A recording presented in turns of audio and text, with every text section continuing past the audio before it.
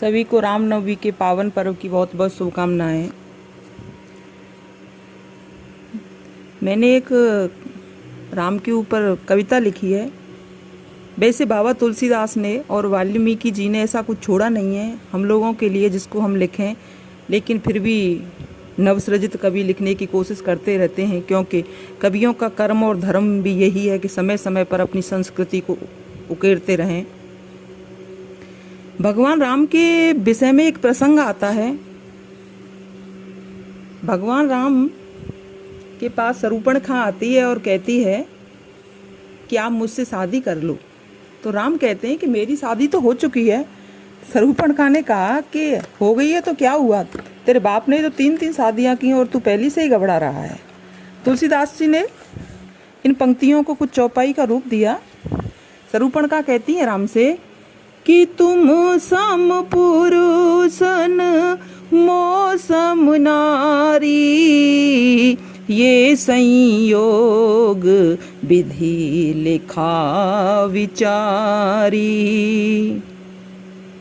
तो राम ने बड़े सुंदर शब्दों में उत्तर दिया कि एक पुरुष के एक ही नारी, दूजी कान कोई अधिकारी, दूजी कान कोई अधिकारी। हमारे राम बहुत आदर्श थे। राम मर्यादा में बंधे हुए थे। कभी भी लिखने से पहले बहुत बार सोचता है राम के विषय में, क्योंकि राम के विषय में लिखने से पहले कवि को मर्यादा में रहना होता है और मर्यादा में रह कर के अपनी लेखनी को थामना होता है। मैंने राम के ऊपर कुछ मुक्तक लिखे हैं, मैं आपके सामने उनको रखती हूँ।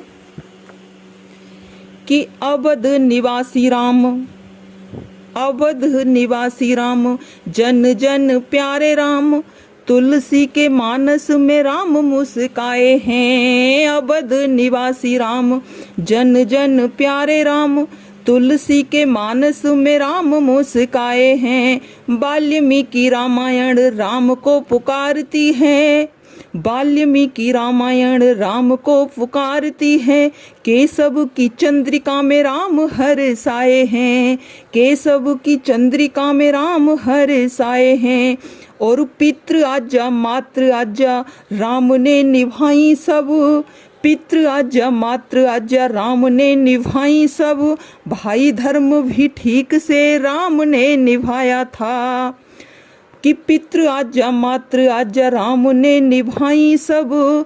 भाई धर्म भी ठीक से राम ने निभाया था। सत सत बार प्रणाम करूं राघव को, सत सत बार प्रणाम करूं राघव को। और आर्याव्रत देश को राम ने बनाया था, आर्याव्रत देश को राम ने बनाया था। देखो जी, राम का आदर्श बहुत बड़ा रहा है। कहीं भी भाई के रूप में देख लो, या एक पिता के रूप में देखिए, या एक बेटे के रूप में देखिए, राम हमेशा मर्यादा में बंधे रहे। जिस समय राम को वनवास हो जाता है और भरत राम को मनाने के लिए चित्रकूट धाम पहुंचते हैं, तो लक्ष्मण देखते हैं कि एक भारी भरकम सेना आ रही है, धूल उड़ती हुई आ रही है।